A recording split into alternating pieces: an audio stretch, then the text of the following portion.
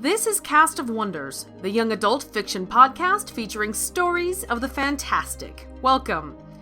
Episode 205 for April 10th, 2016. This week we present the first half of Planar Ghosts by Crystal Claxon. The story originally appeared in Writers of the Future, Volume 31. And Crystal is a Cast of Wonders veteran. Her previous story, The Filigreed Cage, was episode 137. Crystal Claxon writes speculative fiction in the sliver of time between being a parent and a full-time computer technician.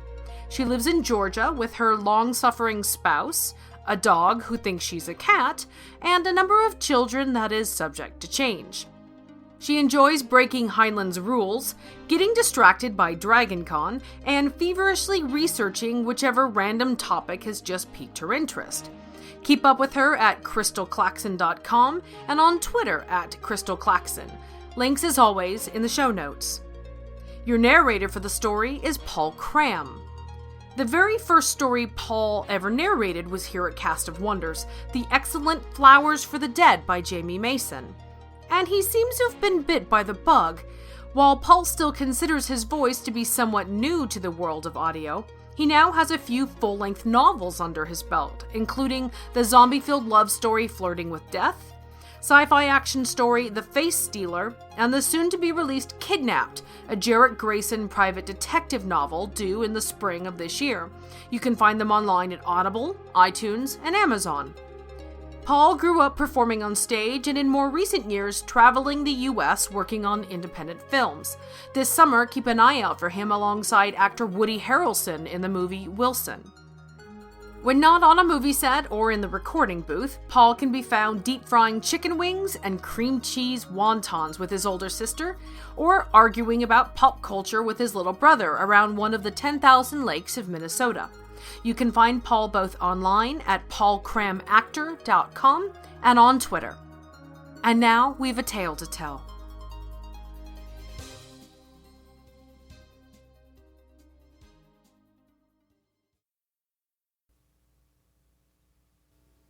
Planar Ghosts by Crystal Claxton. The walls around the town of Bootstrap are mostly old cars stacked one on top of the other and welded together. Outside Bootstrap, market stalls made from patchwork tarps and rusty pipes lean on either side of the wide gate. They are temporary places for the people who live inside to trade goods with the people stuck outside who need in.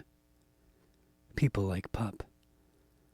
He looks up at the guard by the gate, who is thicker, but not much older.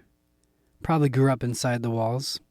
He looks as if he's been well fed, even during bad years. His skin is sun-reddened and spotted along his cheeks and the high bridge of his nose. Pup offers his frayed duffel bag to the guard.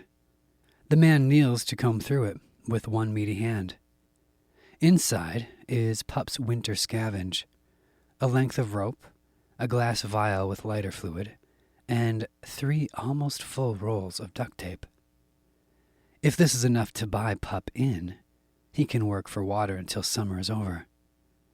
As the guard measures Pup's worth, the one good pocket of his cargo pants seems heavier. Inside is something he's not supposed to trade. He's not sure what it is. Some before thing. Probably the guard wouldn't know what it is either. Pup can just make out Ghost, waiting a long way off, gazing longingly into the dying grasslands and the stark, cloudless afternoon sky. She is a violet shade at the edge of the crowd, a soft, see-through specter that no one but Pup will notice. She's uninterested in his business, has been distant all winter, driving him farther, faster than normal, and not at all interested in foraging. Even now she wants him to keep moving. But he needs to find a place to hole up. Summer is coming, and it will be too hot and dry to survive on the plains.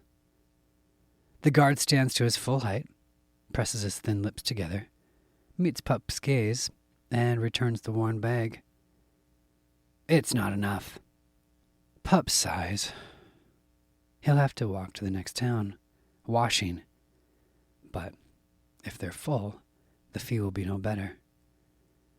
If Pup were a young woman, preferably pretty, the price would be cheaper. If his skin was lighter, the price would be cheaper. If he was heavier, more muscle and less sinew, the price would be cheaper. But Pup is none of these things. So he shrugs into the strap and makes his way along the wall, past people swapping lentils for plastic fletchings, moonshine for unrusted screws, salt for bullets. The market is too loud for Pup. Though the crowd is small, trading is more urgent just before the season change. The air is thin, and the scent of roasting peppers fights against a breeze coming off the plains. He lingers at an open pit fire, with a grill made from a bed slink spring. A woman who would have already been old during the before time is tending sticks skewered with carrots and onion slices. A few even have hunks of brown meat. He knows that he should get moving, but this may be his last chance for a hot meal. He glances toward Ghost to see if she's tired of waiting for him, but she's not paying him any attention. "Have something to trade?" the old woman asks. Her fingers are thin and dry and singed at the tips like the skewers. Gray dreadlocks hang past her frayed shawl. She's hunched, but Pup recognizes the sharp look in her eyes. There's a reason she's survived these many years. Pup sits in the dirt, at the edge of the fire, to dig a loop of twine hanging around his neck from beneath his threadbare shirts, measured out 2 arm lengths, and holds it up for her inspection. When she nods, he pulls the small blade from his boot. She passes him a skewer with a big enough chunk of meat at the same time he places a string in her palm. He should wait until it's cool, but the scent of spiced meat fills his head and his mouth turns watery.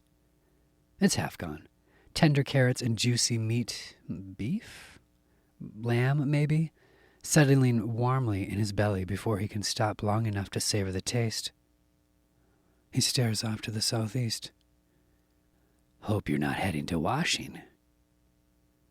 Pup's head tilts down as he studies her. She's busy turning each skewer with a blackened, doubled-over length of stiff wire. He doesn't answer, but waits to see what she'll say. "Heard they're full up already."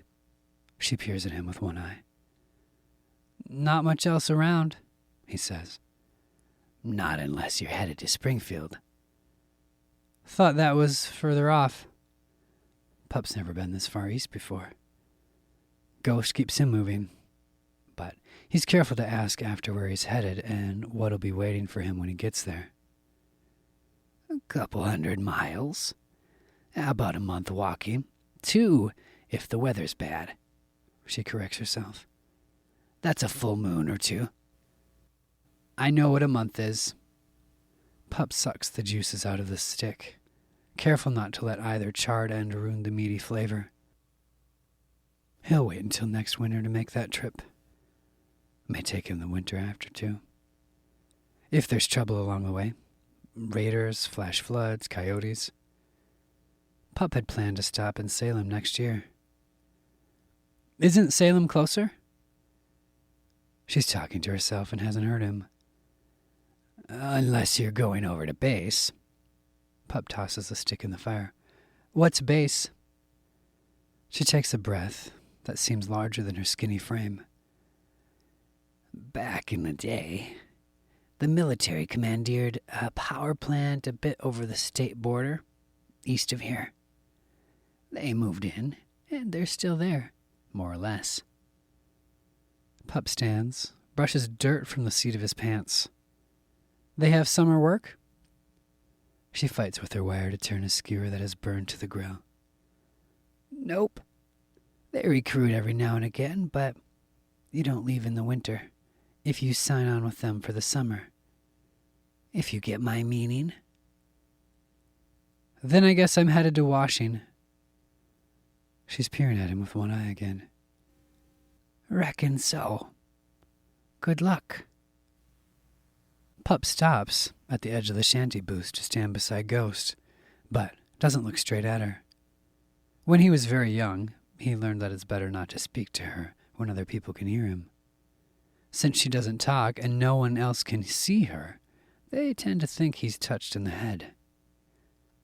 Ghost is see-through in places and seems to glow without casting any light or shadow. She is a faint purple, like butterfly bush blossoms, and her long hair floats about her as though she is always being caught in the beginning of a breeze. Her face is soft around the edges, and her feet don't quite touch the ground. A scrawny boy, no taller than Pup's shoulder, too young to remember what it was like before, veers around Pup and steps right through Ghost unaware. She is not a hot or cold spot, like the old people tell him ghosts are supposed to be. And no one notices her unless it's to wonder what Pup is looking at, who he's speaking to. Ghost tears her attention away from the plane to look up at him.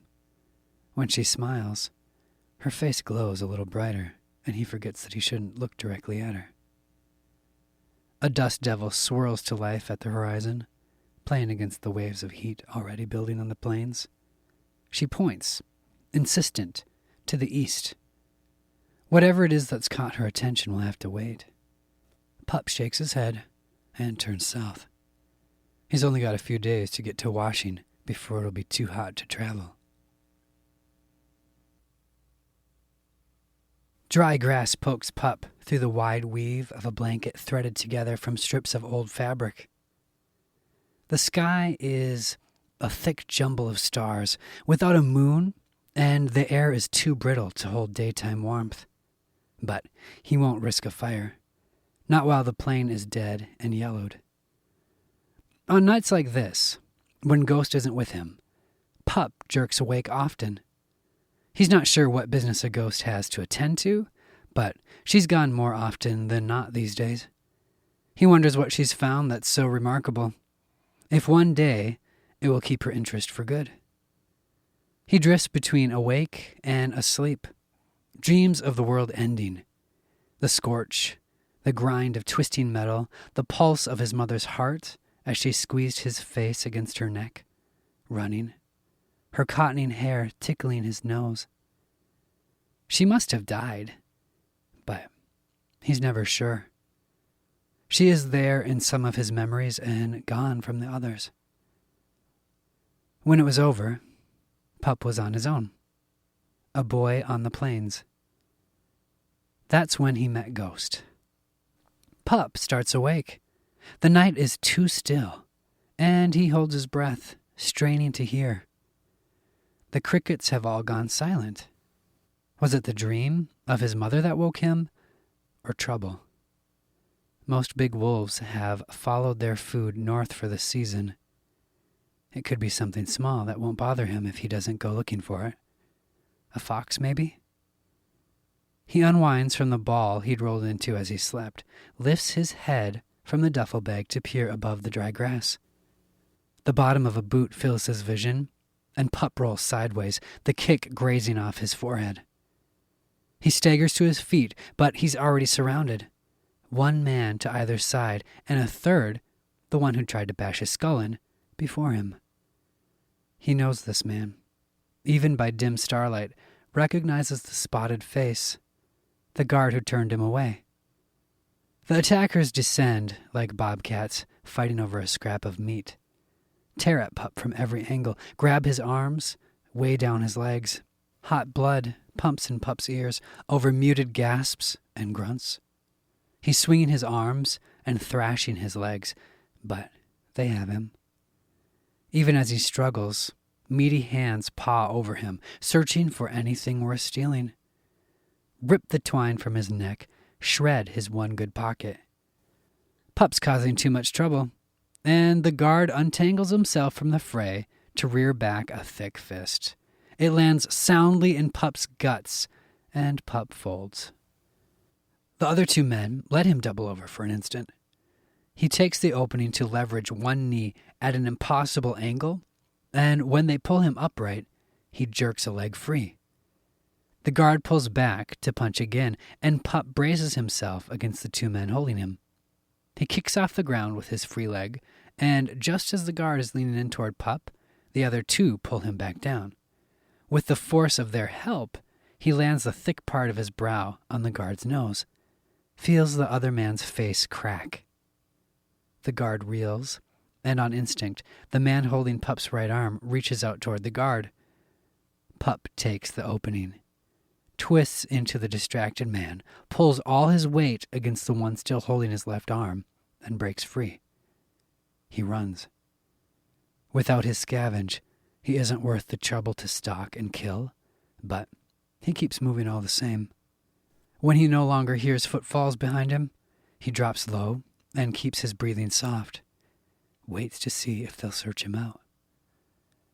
They have an electric light, crank or solar, he can't say, but he watches, belly to the ground, as it combs his small camp. They gather all of Pup's belongings and start toward town. Pup keeps still and silent long after their light has become a pinprick in the distance. At dawn, Pup is already walking south again, toward Washing. He shouldn't be. They won't take him. Not without something to trade. Food, at least. But his heart is beating too fast, his jaw clenched too tightly, the muscles in his hands too strained for him to get any rest. Ghost appears beside him, a bounce in her floaty step, a good morning smile on her face, until she sees that his forehead is oozing blood. She steps in front of him so he'll stop, and he does because she doesn't like it when he ignores her. She reaches out her not really there fingers and traces the line of his wound across his brow, around his eye. Her fingertips dip into him, but he feels nothing. Her eyebrows are crinkled together, her eyes wide, her lips turned down. He tilts his head away from her not touch. "Where were you last night?" Ghost's arms fold over her chest and she seems to shrink. "It doesn't matter," he says. "I've got a long way to walk and nothing to trade once I get there."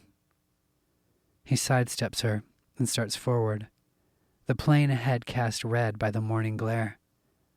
She's in front of him again, her legs back-pedaling even though she seems to float half a hand length off the ground.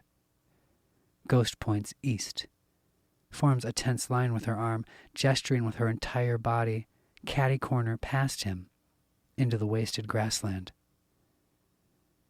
Pup crosses his arms over his chest. He doesn't shout, because Ghost is trying to help. She doesn't eat or sleep or get heat sickness, so she doesn't always understand him. There are no towns in that direction, no wells, no food, no shelter. He should go back to Bootstrap and panhandle at the market while it's still open, but he's not small and cute anymore. Ghost waves away the concern. Like water in a minor setback, gestures again, takes 10 steps in the direction she wishes him to follow, steeples her hands before her, begging. Pup unfolds his arms to let them hang limp at his sides, forces his hands to unclench. The first time he met Ghost, she was a little girl, smaller even than Pup had been. She was crying, alone, and she was so happy to see him that she helped him find his way back to civilization, such as it was, after the world ended. Since then, she's grown with him, helped him find the best scavenge, warned him of danger, saved his life another dozen times. I should follow her now, he thinks. Summer is upon him, and he has no plan, and no supplies to survive it. But something has changed. He doesn't understand what, and she can't speak to explain it to him. She's never around anymore, and he knows he wouldn't be here now if she hadn't pushed the pace over the winter. Ever since they scavenged. "I don't have it anymore," he says. Ghost quirks her head to one side. Pup turns his palms up. "That before box. You wanted me to keep it out of the scavenge." He tugs at the scrap of fabric hanging from his pants that used to be a pocket. "It's gone." She crosses the space between them, slowly. studies his face in a way that reminds Pup of yesterday at the gate, like she's measuring his worth. Pup's not sure what he'll do if Ghost finds him lacking too. She holds her thin hand palm up between them, beckons him forward, turns and leads him east. Pup follows, squinting into the morning glare. Pup's blood pumps thick and heavy through his temples. Sweat has soaked through his thinned, long-sleeved shirts, and he's glad he doesn't have the heavy duffel bag to carry. His throat is dry and cracking, his mouth pasty, his vision wobbly around the edges. The place where Ghost is leading him appears on the horizon as the last long rays of summer sunlight turn the edge of the plain golden. Pup can't see all of its features, but the column towering over the sprawling, multi-story main building tells Pup it's the power plant, the base, that the old woman in the market spoke about. The field he's walking through is made up of reaped stubs of corn and wheat and rows as far as he can see in any direction, a hall big enough to feed an army. The road leading up to the entrance is patched with asphalt, some bits still black against the sun-bleached surface, laid this very winter. A fence, part cinder block, part chain link, is punctuated by 3 guard posts. They are after structures, welded or stacked from scavenge, sturdy but sharp and ugly compared to the clean lines of the blocky building beyond. The soldiers at the guard towers see Pup before he's come within a stone's throw of the entryway. A giant light, brighter than any solar light Pup's seen, swivels at the top of the tower nearest the main gate, fixes on him, blinding and inescapable. Pup holds up a hand to spare his eyes, to cast a shadow over his face. Now what? A few steps ahead, Ghost turns toward him. Then she fades away. The soldiers are nearly in uniform. Most have only sand-colored, short-sleeved shirts and cargo pants, but a few have button-up shirts with badges and patches. They march, not quite in step. All have boots in good repair, and rifles. It's dark in large, unused stretches, and as they take Pup around the largest before structure, he's not sure which direction would be best to run if he has to bolt. The fading sunlight is improved along the way, with islands of electric light, but there are more guard towers farther along the perimeter that might make running a bad plan. They pass a pair of silos that are each a few stories tall and look like they were transplanted from somewhere else.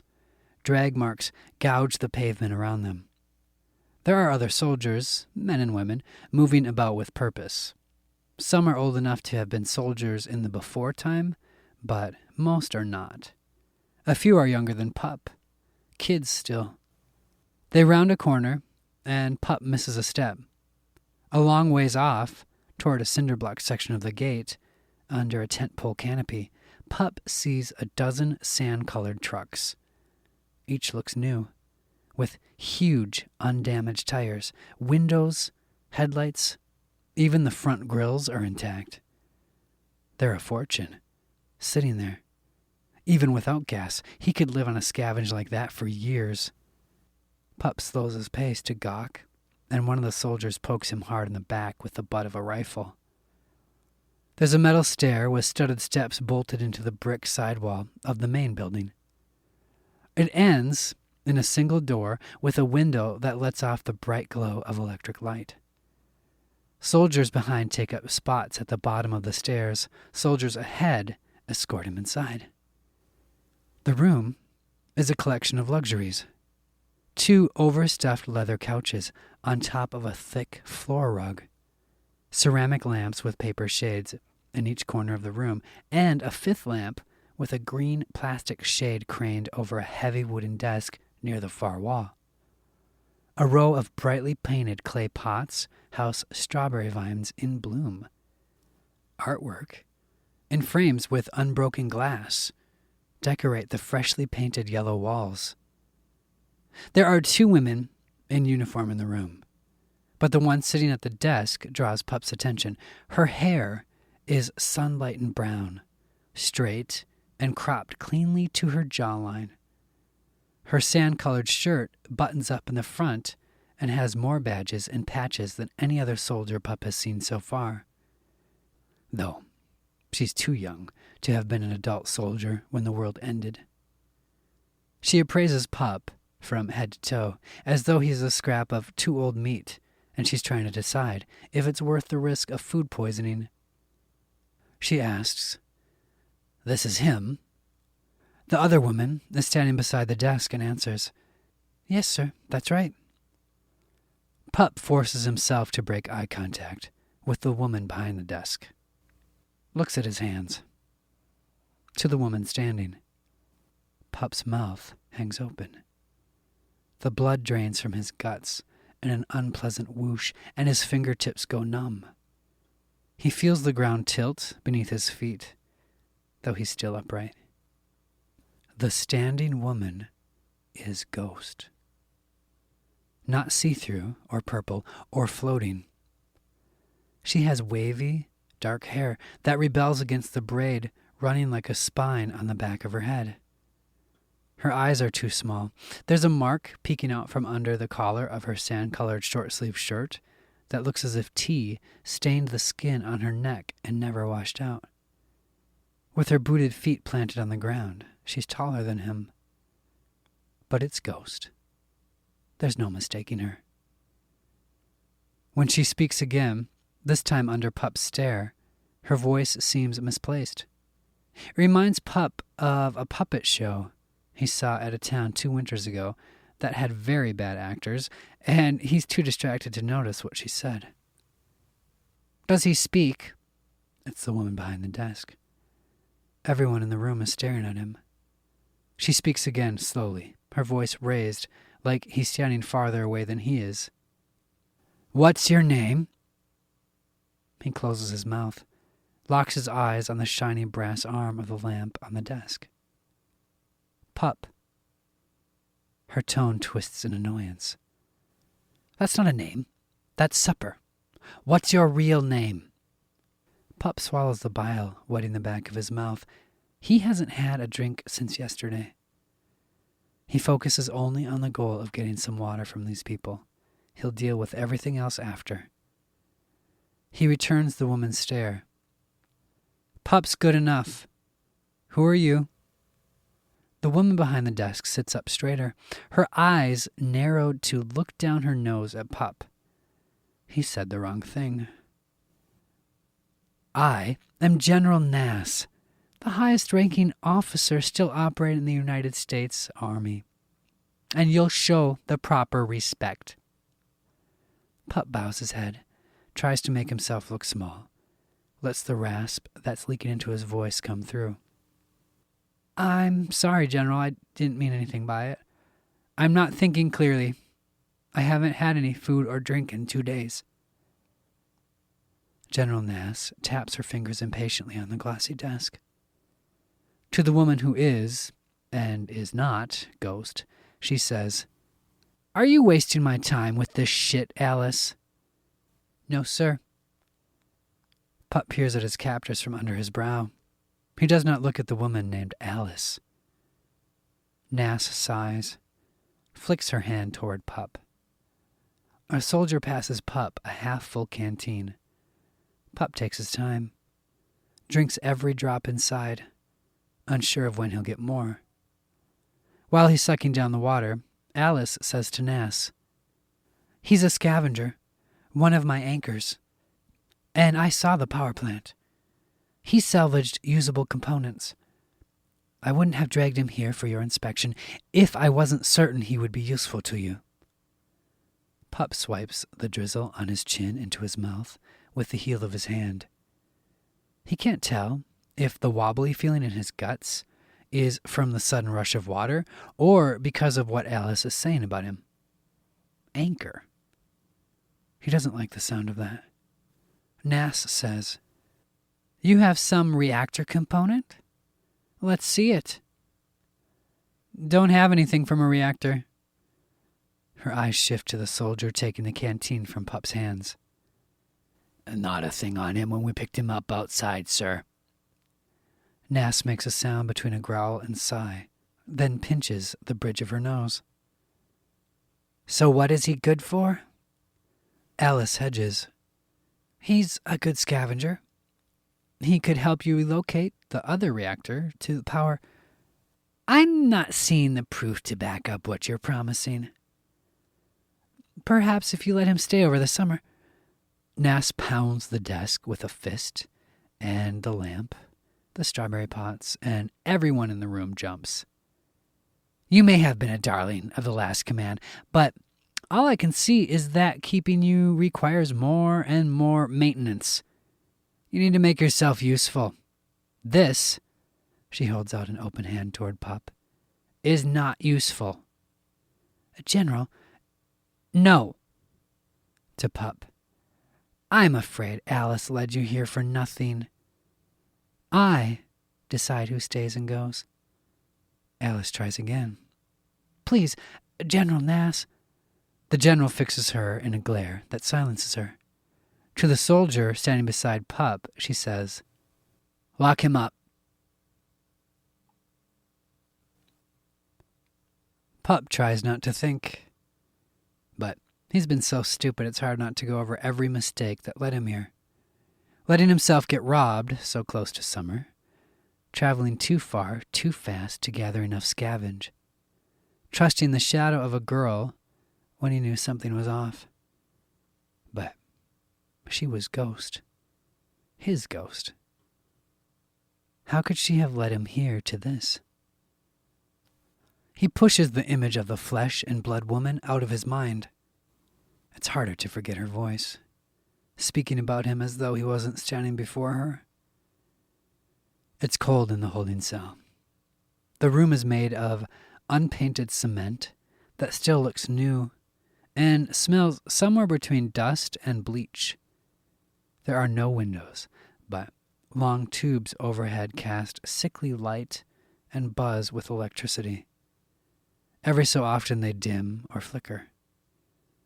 One set of bunk beds is bolted to the wall, and Pup can see that it's been torn away from somewhere else and remounted here.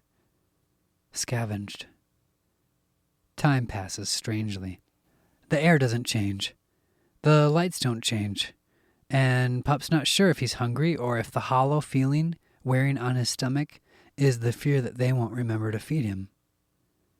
The false lights overhead go out, and it's beyond any blackness Pup's ever known on the plains, like he's been buried alive. His breath comes fast and shallow. Sweat soaks the tattered collar of his shirts, and the fabric sticks to his cold skin in clumpy wisps.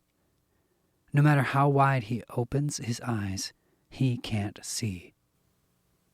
If it's been minutes or hours, Pup can't say. But he's staring at the door when Ghost's head pops through. The door doesn't open. It's not the girl from upstairs. It's really Ghost. See-through and purple and glowing without giving off any light. Pup's heart beats so loudly that the soldier on the other side of the door might hear it. Ghost looks over Pup and vanishes.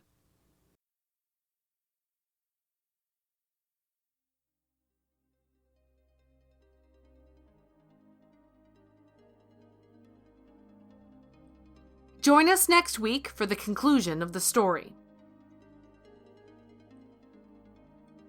Hey everyone, Alistair here. So, we're rounding the corner on 2016's halfway mark, and it's been a really busy 6 months for us. In that time, we've brought all our shows up to SFWA qualifying pay rates for authors, started rolling out narrator pay, and have added not one, but 2 new members to the EA family, Mothership Zeta and Cast of Wonders. If you donate, thank you so much, because without you, seriously, absolutely none of this would be possible. We have, across the 4 podcasts, over 400,000 downloads a month. That's amazing, and it marks us out as one of the biggest genre fiction markets on the planet. Of those 400,000 listeners, by the way, a mere 1% donate. 1. Now, the shocking thing about that is that's actually an average number for creative projects like us. Believe me, we dream of what we'd be able to do if that doubled to 2% or even 5%. That orbital control satellite that's been sitting in the Amazon basket would finally be mine for a start. 1%. That's the average. But nothing about this audience is average. So if you can, please donate or subscribe. Donations are wonderful. Subscriptions make all the difference, give you access to premium content, and start at as little as $2 a month. There are links on every homepage for the shows, and it's so appreciated. Please be extraordinary, and help us be extraordinary too. Cast of Wonders relies on your donations to pay our authors and to bring you the best in young adult audio fiction week after week. If you've enjoyed this story, please consider making a donation using the PayPal links available on our website. Every one-time, or better yet, a reoccurring monthly subscription helps, and you have, as always, our heartfelt thanks. You can share your appreciation for the story by leaving it a review on iTunes, sharing the episode with your family and friends, or discussing it on the EA forum, forum.escapeartists.net. We're at Cast of Wonders on Twitter. Come say hello.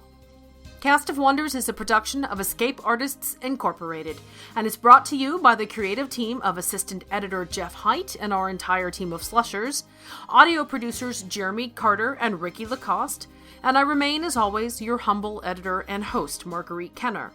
Our episodes are released under the Creative Commons Attribution Non-Commercial No Derivatives 4.0 International License. That means you can share the episode, but you can't change it or sell it. Our theme, Appeal to Heavens, is by Alexei Nov from musicalley.com. Thanks for listening.